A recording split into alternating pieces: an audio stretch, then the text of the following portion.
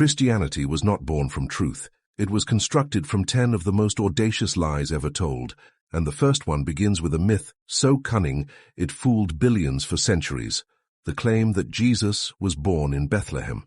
You have probably heard the story your entire life that Joseph and Mary had to travel to Bethlehem for a Roman census, and as a result Jesus was born there, conveniently fulfilling the prophecy in the Hebrew Scriptures. But here is the problem. There is no historical record of any Roman census requiring people to return to their ancestral hometowns. That idea is not just unusual, it is unprecedented, illogical, and entirely inconsistent with how Roman censuses actually worked. Romans taxed and counted people where they lived, not where their ancestors once lived 1,000 years earlier. So why invent such a bizarre premise? Because the Hebrew prophecy in the book of Micah said the Messiah would be born in Bethlehem. That prophecy was well known by first-century Jews and early Christian authors. But if Jesus was from Nazareth, as everyone seemed to agree, then the story needed to be twisted to match the prophecy, and that is exactly what the Gospels of Matthew and Luke attempted to do, each fabricating different and conflicting stories to get Mary to Bethlehem. But ask yourself this, if Jesus was really born in Bethlehem, why do the earliest Gospel, Mark, and even Paul, the earliest Christian writer, never mention it? Paul, writing only 20 years after Jesus supposedly lived, never says a word about Bethlehem. He never says Jesus was born of a virgin either. That entire narrative was added later. This brings us to lie number 2, the fabricated genealogies of Jesus. The Gospel of Matthew gives a genealogy that runs through David's son Solomon, while Luke gives an entirely different one through David's son Nathan. Not only that, but they contradict each other on virtually every generation between David and Jesus. Some defenders say one genealogy is for Mary, the other for Joseph, but the texts both clearly state they are for Joseph. And here lies the core contradiction. If Jesus was born of a virgin, then Joseph's lineage would be meaningless to Jesus' divine bloodline. Yet the evangelists go to great lengths to prove Joseph was descended from David, as if that somehow made Jesus the legal heir. But if Jesus had no biological father, he could not inherit anything from Joseph. This theological contradiction was so messy, it should have unraveled the entire narrative.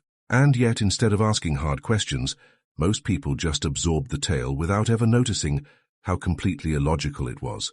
But it gets worse, because lie number 3 is perhaps the most pivotal of all, the virgin birth itself. Christians have been told for centuries that Isaiah prophesied a virgin would give birth to the Messiah, but that is a mistranslation. The Hebrew word used in Isaiah is alma, which simply means young woman, not virgin. When the Hebrew Bible was translated into Greek centuries later, the version called the Septuagint, the word was incorrectly translated as Parthenos, which can mean virgin. And that mistranslation, that single word error, was used as the foundation for one of the most defining doctrines in all of Christianity. Think about that. A mistranslation of a single word was used to invent the virgin birth of Jesus, a concept so central to the Christian faith that questioning it is considered heresy in many circles. And yet, the original Hebrew text never said anything about a virgin. What does it mean when the most sacred miracle of Jesus' origin story, the claim that his mother was a virgin, is built not on history, not on biology, not even on prophecy, but on a translator's error? And why did the Gospel of Mark, the earliest one written, never mention a virgin birth at all? Because it had not been invented yet. That is right. The earliest Gospel authors never even claimed Jesus was born of a virgin. That story appears only in Matthew and Luke, which were written decades later, and they do not even agree on the details. Matthew says Joseph wanted to divorce Mary quietly. Luke says he never doubted her at all. These are not just harmless inconsistencies. These are contradictions that undermine the credibility of the most critical claims in the entire faith. Ask yourself, would the truth need so much creative editing? Would the truth need to contradict itself at every turn? Would the truth need to fabricate a travel scenario, invent a census, mistranslate a prophecy, and splice together two irreconcilable genealogies just to make the pieces fit? Or is it more likely that these were the efforts of storytellers trying to make their character fulfill ancient expectations, retrofitting their theology into the mold of Jewish messianic prophecy to win over skeptical converts? And if the earliest Christians were already this willing to invent, what else were they capable of creating later on? What began as a movement of apocalyptic preachers evolved into a full-blown religion with carefully curated stories and doctrines. But the lies that built Christianity did not stop at the birth of Jesus. They only got more dramatic from there. If the foundation is false, how strong can the structure truly be?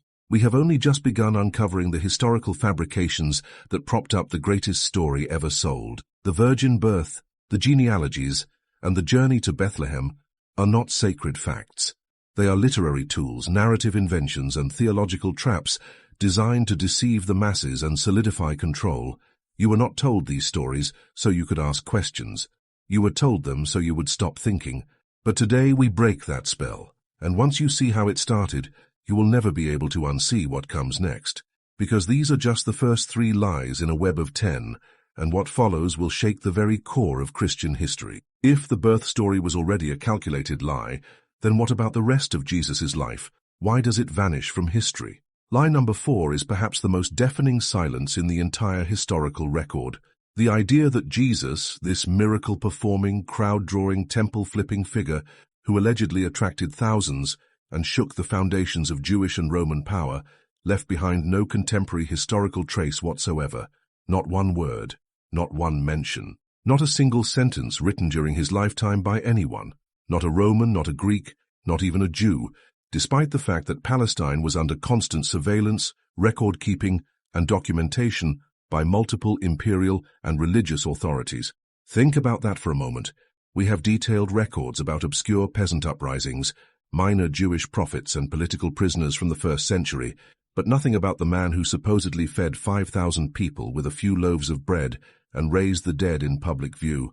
How can that be? Because it never happened. The Jesus described in the Gospels is not just a figure with no footprint, he is a literary ghost. This leads us directly into lie number 5, the myth of the 500 witnesses. In Paul's first letter to the Corinthians, written around the year 55, he makes a bold claim that over 500 people saw the resurrected Jesus. That sounds impressive, even definitive. But who were they? Where are their names? Where are their accounts? Why did no one write down this stunning moment in history besides Paul? And even he gives no details whatsoever. No location, no dates, no cross-references, no independent confirmations. It is a phantom crowd. And worse yet, the Gospels written after Paul never mention this massive event. Matthew, Mark, Luke, and John, all of whom supposedly had access to the core stories of Jesus' life, never echo Paul's claim about 500 people witnessing the resurrection. How do you explain that? You cannot. Unless the event never occurred, and Paul made it up to bolster the new religion he was inventing. Let that sink in. The earliest claim of the resurrection is made by a man who never met Jesus in life, who was not present at the crucifixion, and whose version of Jesus was formed entirely through visions and mystical experiences, not real-world events. Now comes lie number 6, and it is the one the entire religion hinges on, the resurrection itself. The idea that Jesus died, was buried in a tomb, and then rose 3 days later has been repeated so often it feels unquestionable. But the truth is, the empty tomb story does not appear in the earliest Christian writings. Paul again says nothing about a tomb at all. He says Jesus was buried, but not where, not how, not in what. The idea of a sealed tomb guarded by Romans only appears decades later, in the Gospels of Matthew and others, and each of them contradicts the others. Mark, the earliest Gospel, ends with women discovering the tomb and running away in fear, telling no one. That was it. No appearances, no miracles, just silence. Later scribes added verses to Mark to force a resurrection appearance into the text. Yes, the earliest ending of Mark had to be modified to fit the rising doctrine. That is how desperate the early church was to patch the holes. Matthew adds guards at the tomb, Luke includes a dramatic walk to Emmaus, and John has Jesus appear to disciples multiple times, even letting Thomas touch his wounds. But none of these accounts agree. They are literary expansions, not historical records. Ask yourself, why would the single most important event in Christian theology, the resurrection, not be documented in a single independent historical source? Not one Roman report, not one temple record, not one non-Christian account. Why? Because the resurrection was never a historical event. It was a theological idea, a symbol of triumph over death, slowly written into the fabric of a religion that needed a climax. And if the resurrection is a lie, then what are we left with? A man whose life is undocumented, whose teachings were filtered through generations of editors, whose miracles left no trace, and whose death was rewritten a dozen different ways depending on the audience. What does that say about the truth behind the story? Consider this. Every religion in history has stories of gods dying and coming back. Osiris in Egypt, Dionysus in Greece, Mithras in Persia. All of them had followers, rituals, and resurrection tales. Christianity was not the first to invent a dying and rising god. It was simply the one that survived through empire. And that survival depended on crafting narratives that could compete with and surpass the old myths. So the writers of the New Testament borrowed, repurposed, and restructured ancient ideas, stamping them with a Jewish name and Roman polish. That is how you create a religion that lasts. Not by telling the truth, but by constructing a myth powerful enough to replace older ones. And the empty tomb was the keystone of that myth. But if the tomb was never real, then the resurrection was never real. And if the resurrection was never real, then Christianity has no foundation. That is not just controversial, it is catastrophic for everything believers have been taught to place their trust in. Do not mistake the power of the story for the truth of history. A story can move hearts, change lives, even build civilizations. But it can also deceive, and when that story is repeated over and over, in every church, every Bible class, every holiday sermon, it becomes not just a tale, it becomes a prison of belief. You were told Jesus rose because it gave you hope, but the people who wrote those stories did it because it gave them power. And that power was never meant to free you, it was meant to control you. What would happen if that control collapsed?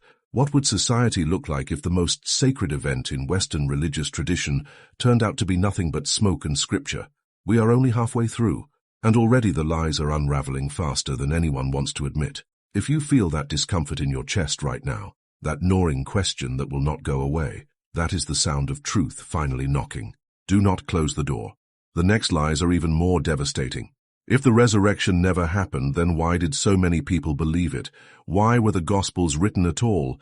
And why do they tell us the same story, more or less, if it was all just made up? That brings us to lie number 7, the myth that the Gospels were written by eyewitnesses. For most Christians over the age of 50, the idea that Matthew, Mark, Luke, and John personally knew Jesus, or at least knew people who did, has been drilled in so deep it feels like a fact. But it is not. It is a lie. None of the Gospels are signed. None of them claim authorship in their original versions. The names were added later by church tradition, decades after the texts were first circulated. That means no one really knows who wrote the Gospels, and worse, whoever did write them was not there. Biblical scholars across the spectrum, from conservative to secular, agree that the Gospels were written between 40 and 70 years after the events they describe. That is 2 full generations of telephone game storytelling, political reinterpretation, and theological reshaping. And there is more. The Gospel of Mark, believed to be the first written, does not even include a full resurrection narrative in its earliest manuscripts. The original ending of Mark stops at chapter 16, verse 8, with women fleeing the empty tomb and telling no one what they saw. No risen Jesus, no appearances, no instructions. That was the end. It was only later scribes who added the rest, splicing in resurrection scenes borrowed from the other Gospels. Does that sound like eyewitness testimony? Or does it sound like literary editing designed to align the narrative with evolving doctrine? Now consider this. If Matthew and Luke had access to Mark, as most scholars believe, why do they contradict Mark and each other so often? One says Jesus' first sermon was on a mountaintop, the other says it was on a plain. One says Jesus was born during the reign of Herod the Great, the other says during the census of Quirinius, which occurred 10 years later. One says Jesus' last words were, "Father, forgive them, for they know not what they do." Another says, my God, why have you forsaken me?" Yet another says, "It is finished." How can the most sacred moment in Christian history, Jesus' final breath, have 3 completely different versions, all allegedly remembered by faithful followers? The answer is simple. They were not remembered. They were invented, crafted, tailored to fit different audiences. Matthew writes for Jews, so he emphasizes prophecy fulfillment. Luke writes for Gentiles, so he softens Jewish law and adds more compassion. John writes last, and his Jesus sounds like a cosmic being rather than a man. The difference is not just stylistic, it is theological.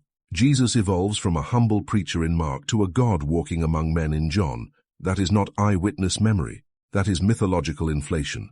And this brings us to lie number 8, the contradictions in the passion narratives. If Jesus' trial and crucifixion were real, historical events, they should be the most consistent accounts in the Bible, but they are not. Each gospel disagrees on major details. In Matthew, Judas throws the silver back and hangs himself. In Acts, written by the same author as Luke, Judas buys a field and falls headlong, spilling his intestines. In one version, the 2 thieves crucified with Jesus both mock him. In another, one repents and goes to paradise. The timeline of the crucifixion also shifts. John says Jesus was crucified the day before Passover. The others say it was on Passover itself. These are not small differences. They are timeline-altering contradictions that destroy any claim of factual reliability. Would eyewitnesses contradict each other on something as enormous as the hour their teacher died? Would they forget which day it happened? Or who was there? Or what he said with his final breath? Of course not. But anonymous authors writing decades later for different communities might very well insert their own versions of the story to make theological points. And that is exactly what we see. These are not historical records. They are religious propaganda. And once you understand that, the entire house of cards begins to collapse, because the cross was not just an execution, it was a symbol, and symbols can be reshaped, remixed, and reused to control the emotions of an audience.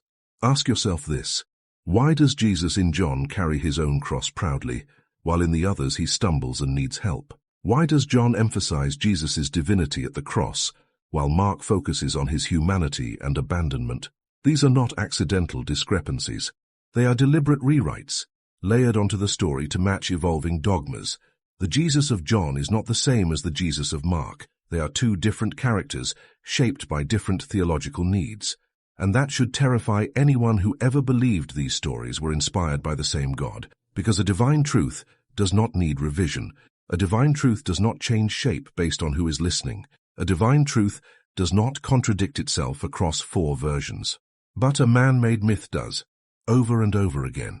If you are feeling the weight of these contradictions, it is because you are finally seeing what so many were never allowed to examine, that the passion story, the trial, the betrayal, the crucifixion, and even the resurrection was never preserved as a sacred record. It was rewritten, edited, and customized to keep believers loyal and afraid to ask questions. If this does not disturb you, read those chapters again, side by side. Look for the differences. Count how many timelines break. Watch how the words change, the actions shift, the characters disappear or transform. This is not how history behaves. This is how fiction grows. Each edit, each contradiction, each retelling was another layer of the lie. And beneath all of it lies a truth so dangerous, so undeniable, that churches dare not speak it. The story of Jesus was never about truth. It was about control. And now that you have seen it, you can never unsee it. If the life, death, and resurrection of Jesus were rewritten, reshaped, and riddled with contradictions, then what kept the myth alive long enough to become an empire-spanning religion? That leads us directly into lie number 9, the myth of the early Christian martyrs. You have probably heard that the earliest followers of Jesus were so convinced of his resurrection, so unwavering in their faith, that they willingly faced torture, lions, fire, and crucifixion rather than deny their beliefs. That emotional image of brave men and women dying for Christ has been used for centuries to validate the faith. After all, who would die for a lie? But that question only holds weight if the stories are true, and they are not. Most of the martyrdom narratives that circulate today were written long after the events they supposedly describe. Take the tale of Peter being crucified upside down in Rome. There is no contemporary record of this. It appears only in apocryphal texts written more than a century later. The same goes for stories of Paul's beheading, the burning of Christians as torches by Nero, or the mass executions in arenas. These are tales passed down through generations of religious storytellers, not documented historical facts. And here is the kicker.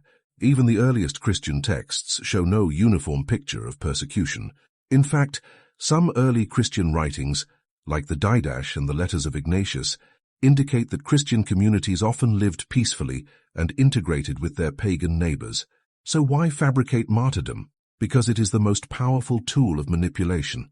If you can convince people that your movement is built on the blood of heroes, that its truth is so sacred it cost lives, then any challenge to that narrative becomes sacrilege. It turns the belief into a battlefield and doubt into treason. But no religion has ever flourished because of how many died for it. Religions flourish because of how well they serve power. And that brings us to lie number 10, the final and perhaps most sinister fabrication. The idea that Christianity spread organically through grassroots evangelism and divine favor. The truth is far darker. Christianity did not conquer the world through miracles or martyrdom.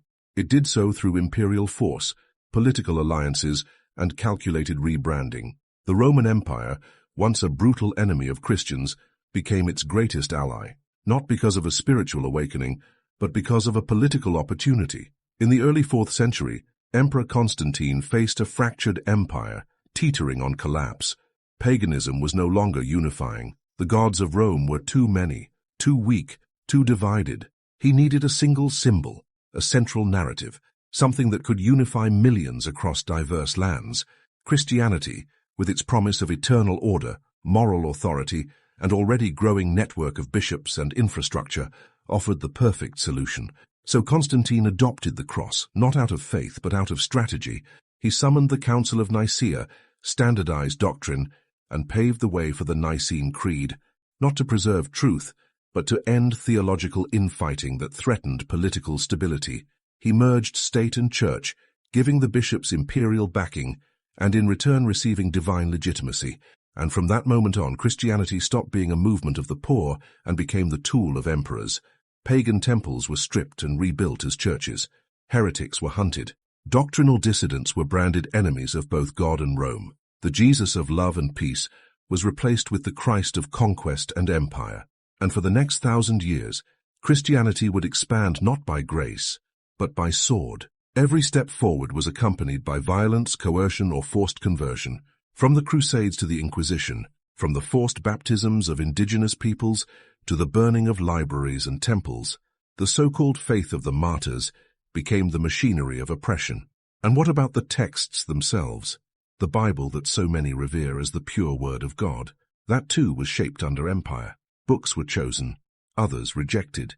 Gospels that presented alternative views of Jesus, like the Gospel of Thomas or the Gospel of Mary, were labeled heretical and destroyed. Councils of men motivated by politics and doctrine decided which texts would define eternity, and once that canon was locked, any deviation became punishable. This was not a religion rising on truth, it was a regime rising on narrative. Christianity became the Roman Empire in a robe, claiming heavenly authority while enforcing earthly dominance, and we are still living in the shadow of that power today. Every church built on stolen land, every cross raised above silenced traditions, every verse quoted to justify war, slavery, or discrimination, it all traces back to a time when myth was weaponized by empire. So ask yourself this: if Jesus preached humility, why did his followers build palaces of gold? If he called for peace, why did they wage holy wars? If he rejected power, why did they crown popes like kings? The answer is chilling.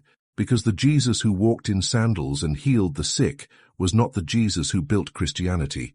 That Jesus was edited out, reshaped and rebranded to fit the needs of emperors, popes, and kings.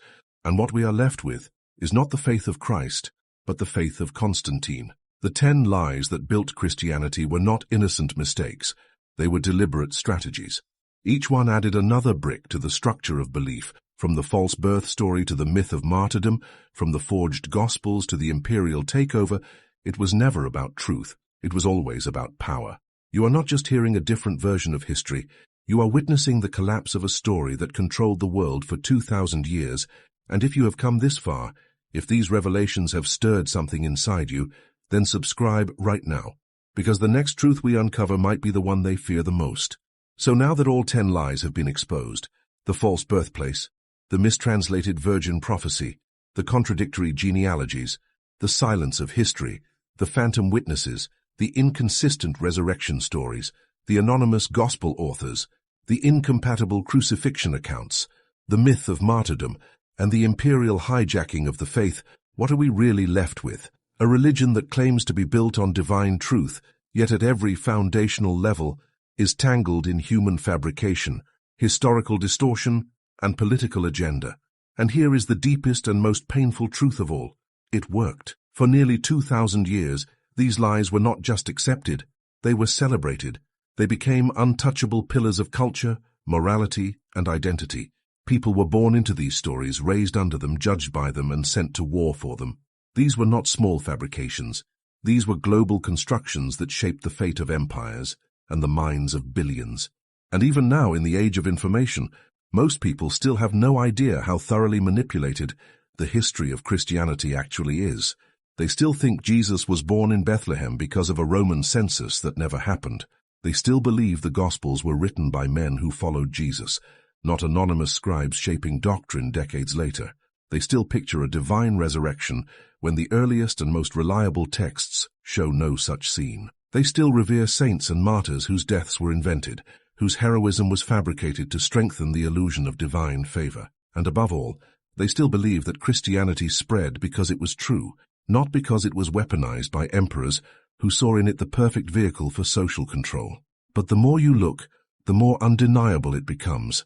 Every major point in the story, the birth, the death, the resurrection, the spread, is wrapped in contradiction, silence, or fraud. And here is a question that must be asked. If Jesus had never existed, would anything about this religion look different? Would the doctrines change? Would the holidays vanish? Would the churches empty? The frightening answer is no, because Christianity, as it exists today, does not depend on the man, it depends on the myth. The historical Jesus, if he ever lived at all, has been drowned in the flood of imperial rewriting, theological censorship, and manufactured miracles.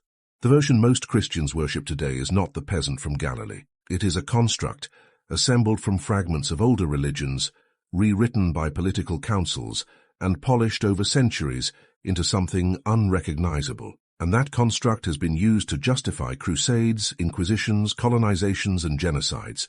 It has been used to control sexuality, suppress science, manipulate governments, and silence dissent.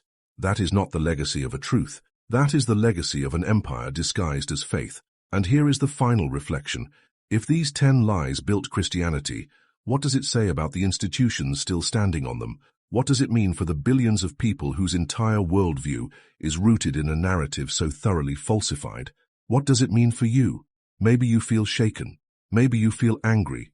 Or maybe, for the first time, you feel free. Because when you tear down a lie, what you are left with is space for truth. Real truth. Not the kind that needs to be enforced by fear, dogma, or tradition. The kind that invites questions. The kind that welcomes doubt. The kind that grows. And if you have stayed with me through every one of these revelations, then you already know this is not just about Christianity. It is about power.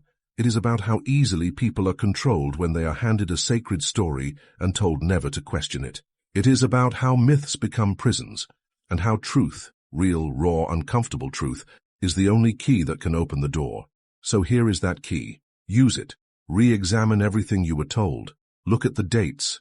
Read the early texts. Trace the contradictions. Watch how theology was rewritten to match empire, and then decide for yourself. Do you want to keep living in the shadow of a lie, or do you want to step into the light of what is real? Because this is not the end of the story. It is the beginning of a new one where history is not owned by religion, one where you get to choose what to believe, and if you are ready to keep unmasking the greatest stories never told, then subscribe now, because this was just the first truth they hid, and there are many, many more.